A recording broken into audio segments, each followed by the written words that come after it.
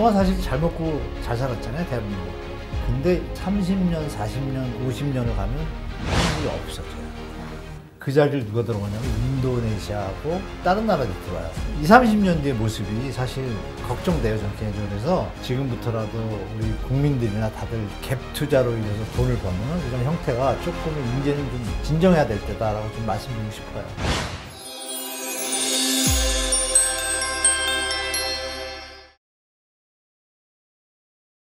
우리나라 지금 가계대출은 계속 늘고 있다고 하는데 예. 이렇게 계속 늘어나면 굉장히 심각한 거 아니에요? 네, 이미 심각합니다. 이미 심각하죠. 네, 이미 심각한 아니라 네. 심각한 건 이미 다 알고 있고요. 네. 그동안 사실 잘 먹고 잘 살았잖아요, 대한민국. 그런 부분에 대해서 이 얘기 드릴까요? 모 기관에서 골드만삭스예요. 골드만삭스가 2050년, 75년에 네. 세계의 경제 변화에 대해서 심도 있는 보고서를 냈어요. 거기에 보면은 한국이 1990년대, 2000년대, 2010년대까지는 이름이 있어요. 15위 안에. 근데 30년, 40년, 50년을 가면 한국이 없어져요. 그 자리를 누가 들어가냐면 인도네시아하고 이런 다른 나라들이 들어와요. 근데 그게 뭐냐면 단순하게 계산한 게 아니라 골드만삭스가 그 나라의 인구, 또 소득 수준, 경제 수준, 정책 수준 이걸 다 합쳐서 낸 보고서예요. 그러면서 보시다시피 한국이 뒤에 안 보이잖아요. 그러면 저는 이제 그때 뭐 안 계실지도 모르지만 없어요. 우리는 없어. 우리 저 앵커님하고 네. 우리는 아닌데 저보다 훨씬 어리시잖아요. 비슷해요. 그래가지고 그러시구나. 이 뭐냐면 20, 30년 뒤의 모습이 사실 걱정돼요, 저는 개인적으로. 그래서 지금부터라도 우리 국민들이나 다들 이렇게 갭 투자로 인해서 돈을 버는 이런 형태가 조금은 이제는 좀 진정해야 될 때다라고 좀 말씀드리고 싶어요. 네, 그 말씀 주시니까요. 실제적으로 지금 2024년이잖아요. 그렇죠. 예, 2024년부터 지금 2차 베이비 부머 세대들이 다 이제 은퇴가 시작됐잖아요. 예. 그 피부로 느끼고 있어요. 예, 그러니까 거의 1000만에 가까운 이 사람들이 은퇴를 맞습니다. 다 우리잖아요, 우리. 그랬을 때 우리예요? 우리죠. 전 되게 예, 저보다 한참 다, 저기를 보는데 예. 그러시구나. 그러니까 저는 조금 더 있어야 되는데 어찌됐든 네. 우리 세대인데 당장 내가 은퇴를 하면 뭘 줄여야 돼요? 돈이 안 들어오니까 쓰는 돈 줄여야 되잖아요. 맞습니다. 예. 그럼 말씀하신 거하고 같은 맞습니다. 맥락인 것 같아요. 네, 맞아요, 쓰는 돈 맞아요. 줄이면 경제가 지금 가뜩이나 그렇죠. 뭐 자영업자가 침체되는 이유가 뭐겠어요? 소비가 맞아요. 주니까 소비가 줄어서, 예. 가게들 다 문 닫는 거잖아요. 그 와중에 뭐 태무 뭐 이런 것들 막 들어와가지고 예, 더 난리 매출이 났어요. 없어요. 지금. 예, 거기 어떻게 태무는 어떻게 3,000원, 1,500원, 3,000원, 5,000원, 좀 심하죠. 10,000원을 안 넘더라고요. 그 물류비가 안 들어가니까. 우리나라 제조업 이 얘기도 들으면 진짜 이해되시겠네요. 심각하더라고요. 좀 부정적인 얘기해서 죄송한데 현실은 알아야지 우리가 대비를 하니까 네. 한계 기업이라고 하잖아요. 좀비 네, 기업. 네. 좀비 기업이 작년 연말에 한 40%였어요. 중소기업들이.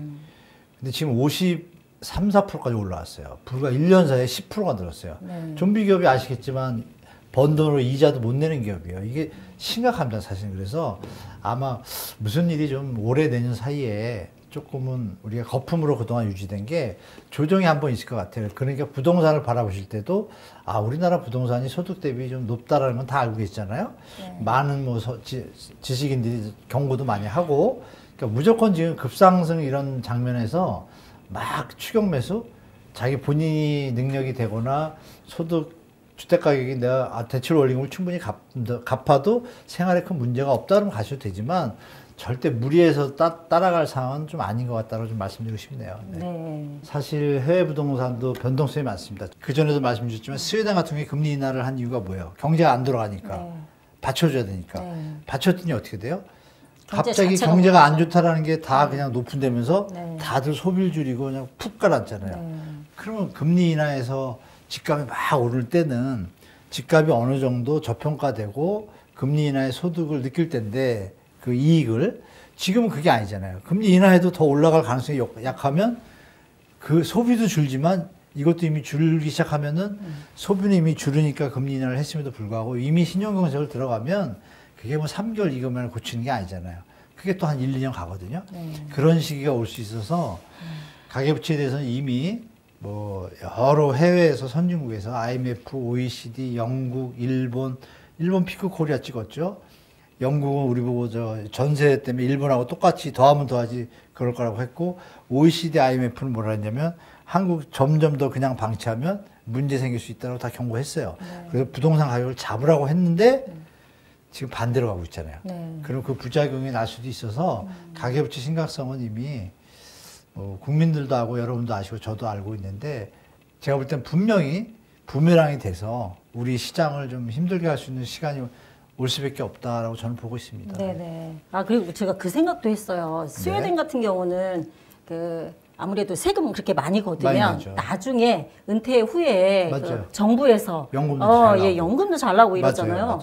그런 거 생각하면 우리나라가 더 심각하다는 생각이 드는 게 많이 우리나라는 나라에서 보장되는 게 지금 국민연금 하나 지금 막 거기 바라보고 있는데 실제로 연금 뭐 100만 원 이상 받는 사람 거의 많지 않다고 그렇게 나오더라고요. 네, 7, 80%는 다 100만 원 이하고 예. 10에서 20% 분들이 예. 공무원분들, 뭐 교수님들, 예. 뭐 이런 분들이 특별한. 비율이 한 10% 정도 되거든요. 예. 15%. 그러니까 나머지 분들이 이제 여력이 약해지는 거죠. 소비 나머지는 여력이. 다 이제 자기가 스스로 알아서 여기서 노후를 문제는 대비해야 뭐냐면 되잖아요. 소비가 약해질 거 아니에요. 예. 약해지면 기업의 입장에서 매출이 조금씩 줄기 시작할 거 아니에요. 그렇죠. 그러면 기업에서 인원을 줄이기 시작할 거 아니에요. 네. 이게 이제 거품의 어떤 부정적인 어떤 알고리즘이 시작되고 있는 게 이제 요즘 나오잖아요. 소매 판매가 요즘 증가를 잘 안 하거든요. 그러니까 그런 부분을 우리가 유심히 좀 보셔야 될 것 같아요. 그러면 지금 가계부채도 심각하지만 지금 PF 네. 문제도 아직 해결이 안 났잖아요. 아, 예. 그래서 지난번 한번 나오셔서 네, 말씀 네, 주셨던 게 230조. 예. 그러니까 우리 그 계획 문제죠. 계산해 보시면 2022년도잖아요. 네. 그 레고랜드 사태 그 10월에 또 터졌잖아요. 네. 그러니까 그때 다들 막 금리 폭등하고 막 이 PF 이익금융을 받은 데들은 갑자기 3, 4%, 5%였던 게 12%, 15% 뛰고 그랬어요. 난리가 나면서 일단 정리가 됐죠. 정부가 나서가지고. 그때는 130조였죠. PF 대출이. 그랬는데 알고 보니까 갑자기 230조로 최근에 늘었단 말이에요. 그게 뭐냐면 아시는 바와 같이 그 신탁회사. 네. 신탁회사가 채무 보증을 해주는 거예요. 지급 보증. 왜? 사업 현장에 대해서 신탁 부동산을 맡겼을 때 이 현장에 대해서 문제가 생기면 내가 대출 기간에 대신 돈 줄게 한 게 신탁회사들이 그 사업을 할 때 이제 개발 관리 신탁을 하는데 네. 이 현장들이 퍼드니까 유예를 하고 이래야 되는데 이 채권자들이 신탁이 돈을 안 주니까 소송을 걸은 거예요. 작년 3월에. 아. 올 3월도 또 소송을 걸어가지고 이겼어요. 그럼 이 신탁사가 또 무너지잖아요. 네. 그러니까 정부가 방어를 뒤늦게 해야죠. 알아가지고 신탁사 거에다가 플러스 새마을금고. 새마을금고도 꽤 되거든요, 액수가. 새마을금고도 여러분 아시면 최근에 이것도 중요한 어떤 부분인데 금감원하고 금융위에다가 이제 행정부에서 행정부 관할이잖아요. 이걸 좀 가져가라. 새마을금고도 금감원 금융위에서 관리를 들어가면 좋겠다라고 넘겼어요. 그랬더니 금감원 금융위가 이건 우리하고 시스템이 달라서 안 받겠다 그랬어요. 안 받지만 우리가 바깥에서 사이드를 도와주겠다 그랬어요. 이거 되게 저는 심각하게 보거든요. 네. 뭐지? 저번에 뱅크런 터졌을 때는 정부가 나서가지고 다. 장관들 나가지고 얘기하더니 왜 저 뉘앙스지? 그럼 뭐예요? 새마을금고 조금 위험하다. 점점. 새마을금고 전체가 아니라 새마을금고에서 PF 일으킨 현장이 위험한 거죠. 그럼 그 PF가 과다 지출된 지점들이 있을 거 아니에요. 거기는 위험할 수 있는데 이게 이제 분위기가 좀 안 좋아질 수가 있고 신탁도 그런 문제고 이런 걸 다 했어요. 그리고 재구조화 계획을 했잖아요. 했는데 지금 현장의 분위기는 어떠냐면요. 재구조화를 하면은 현장들이 빨리빨리 정리가 되고 할 건 하고 이래야 되잖아요. 웃긴 얘기 하나 드리면은 서울시의 땡땡동에 큰 사업지가 있어요. 최근 얘기예요. 이분이 이제 경기 좋을 시절에 2020년, 21년도. 네.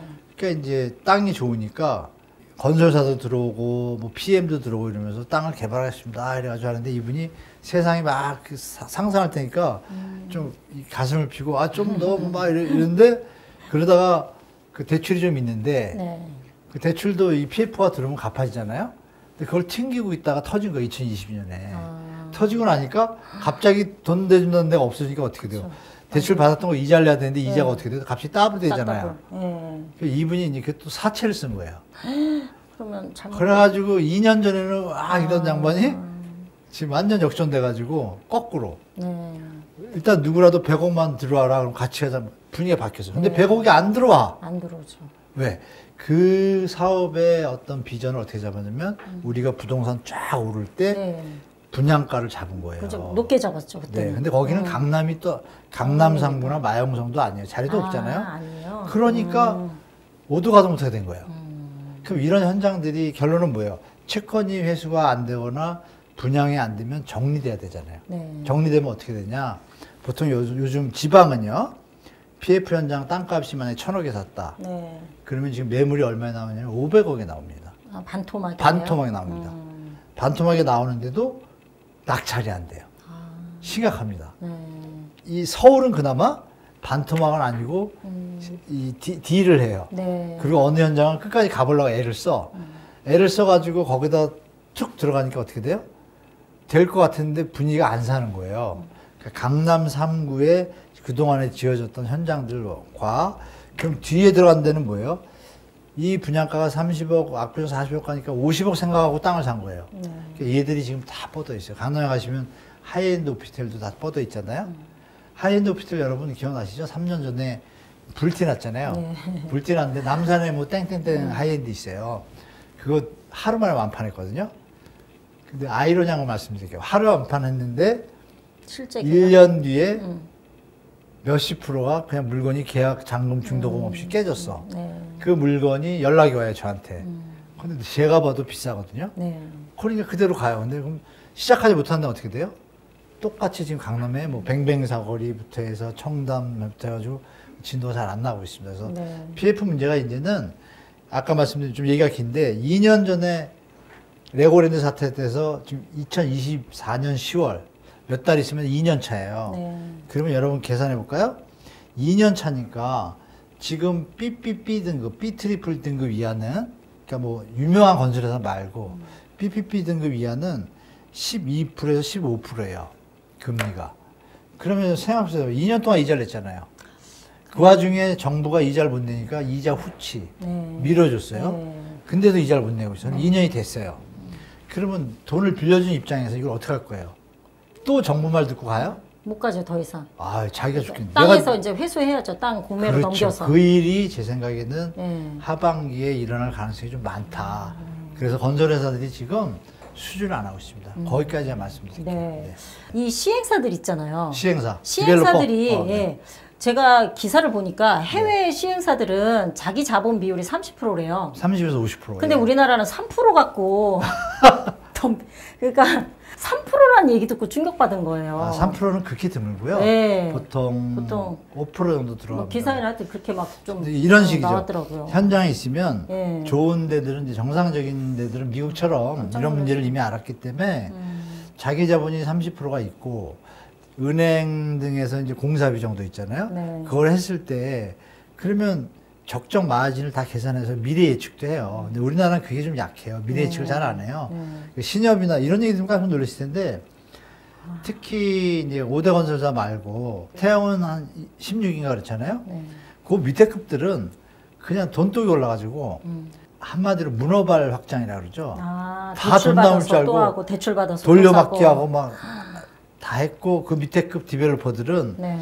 보니까 판이 돌아간단 말이에요. 그리고 거기다 아시겠지만 증권사하고 제2금융기관들이 그 방카슈랑스 네. 은행에서 뭐 네. 팔고 보험. 이러면서 네. 수익 모델이 줄었어요. 그러면서 막 저 인터넷 뱅킹도 뜨고 이러니까 좀 약해지잖아요. 네. 그러니까 은행들이 수익을 내긴 내는데 보니까 이금융기관들이 신협, 수협, 새마을금고 뭐 이런 데 있잖아요. 보니까 부동산 이게 괜찮거든. 그러니까 또 개떼같이 그 지점장들끼리 만나시면 이런 얘기 좀 죄송한데 야 한 분이 했어 100억을 넣었는데 네. 오 160억이 나왔어. 그러니까 다른 돈 지점장이 넣고 보면 돈 어때요? 하고 눈 싶죠. 돌죠. 자기는 맨날 가서 네, 어머니 월급 받고 아버지 가서 있는데. 예금 들고 이러는데 그러니까 야 나도 해 이게 갑자기 붐을 타가지고 갭투자처럼 신협과 수협분들이 어떤 정확한 PF 분석팀이 없었어요. 없이 막 나간 것들이 뒤늦게 농협은 있었고 수협하고 새마을금고가 뒤늦게 팀을 만들었어요. 그러니까 뭐 사업 분석도 안 하고 했으니 결과는 뻔한 거잖아요. 네. 그럼 이것들은 결국은 정리될 수밖에 없다. 그럼 정리되는 과정에서 앵커님 말씀하신 것처럼 정리되는 과정에 그거를 싸게 받았을 때 새로운 분양가는 현재 분양가보다 무조건 낮다고 봐요. 물론 서울의 요지 빼고 그럼 그걸 미루어 생각하시기를 왜냐하면 지금도 분양이 잘 되고 이럴 거면 그거 막 비싸게 팔 거 아니에요. 거래가 안 돼요. 그러면 여러분들이 현재 우리 주택 시장만 보실 게 아니라 옆에 그 베이스에 있는 네. 시장 상황을 체크하시면 지금 무리하게 따라갈 필요는 굳이 없을 것 같습니다. 제가 볼 때. 네네.